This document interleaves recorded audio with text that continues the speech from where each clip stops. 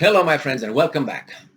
Well, we have a patriotic not only duty, but we should feel this way when our country is invaded and we defend our countries. We are ready to, put our lives on the line, like ready to die for our country. That's a natural and a healthy feeling to defend your country and defend your country, your nation, your culture, your family, your culture, civilization, whatever it is. That's a normal feeling. Um, Once you are involved in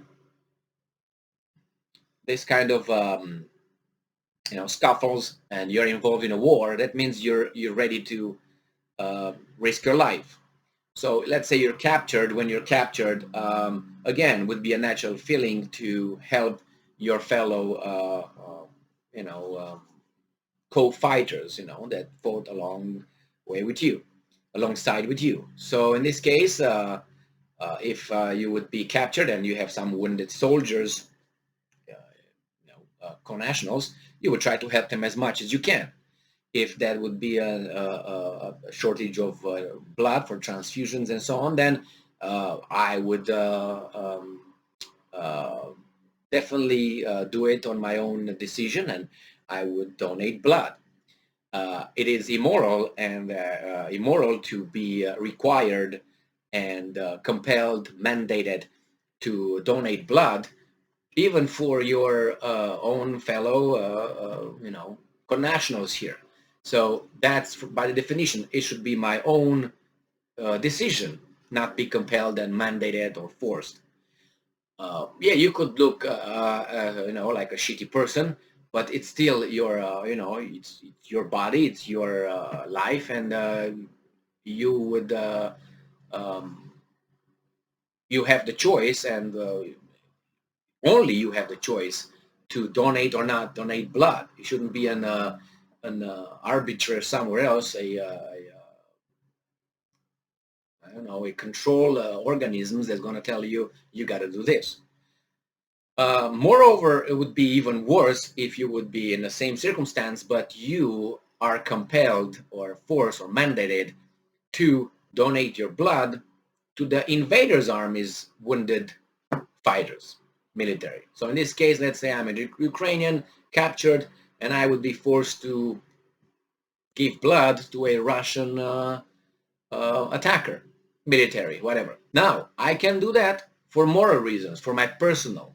I can do that. It's my for me to determine and pick that, make that decision. I should not be compelled, forced, or mandated to do that.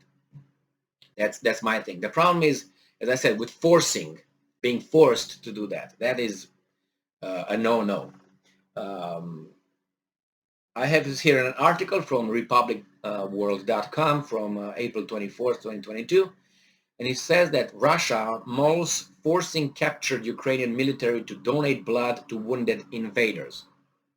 So Ukraine's Verkhovna Rada Commissioner for Human Rights, Lyudmila Denisova, claimed that Russia is considering forcing captured Ukrainian military to donate blood to wounded invaders.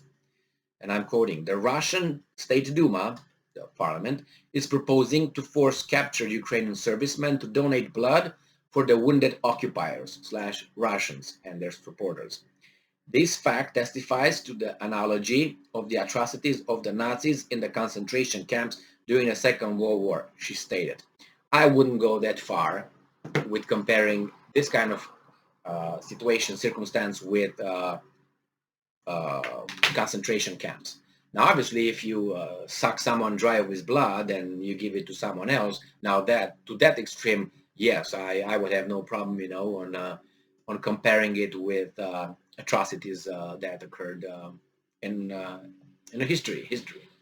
But in this case, I start from the very beginning. That's a no-no. You should not be forced to do this. But let's say if that happens and you're forced and they draw blood to a certain extent and let your body bring back the level and so on, and then Even if it's worse, you know, even if it's a bad thing to compel you, to make you, to mandate you to do that, if they do it medically, it's not compared with the crimes or then the concentration situation, historical events from Second World War. It doesn't go that far. As I said, the problem is if you endanger someone's health, and could be, I don't know, it depends on how much, what quantity of blood is taken out of a human being.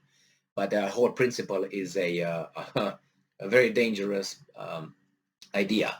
I personally, this is my assessment. I do not think this will happen, and I do not think that the Duma is really considering that. What I'm more likely, more inclined to think happened, a crazy and a politician in the Duma, in an outburst of I don't know, crazy hatred and patriotism combined or something, might have said that, and yeah, let's do this and let's do that. That's very possible that happens in you know, when people get to you know, like Lindsey Graham, the senator in the I know in the American you know, in the Senate. He said that you know, taking out, meaning Vladimir Putin, an democratically elected official of another country that you don't like, and which against whom you are not at war with, that is, I think, more dangerous than, not more dangerous, but I think is on the same level with if this with a person saying, hey, you know what, we should do this, and they're both are bad, but this guy Lindsey Graham did not you know, did not change his mind about that. Now I wonder if he would be okay with another official from a different country making the same statement against, I mean, about him, and saying, yeah, I think we should just Lindsey, you know, let's take care of him or something. So I think he would be all shitless and will demand a lot of military and armed protection around him. Just so I'm obviously I'm against, if that is true, I'm against that. Not even talking about that. So even the prospect of some crazies making this statement is bad enough. But as I said, it's we have you know, even in the best country in the world, here in the United States, uh, we have senators, elected officials, actually by the people, really saying naughty things as assassinating a democratically elected official of a country I don't like. That's the point. I don't like, for whatever reasons. It's not my enemy. It's I don't like. My enemy in my heart, maybe, right, Lindsey? Lindsey. Anyway, so thank you very much for being with me again today. Stay strong, stay smart, look for the truth, and be just. See you in a moment.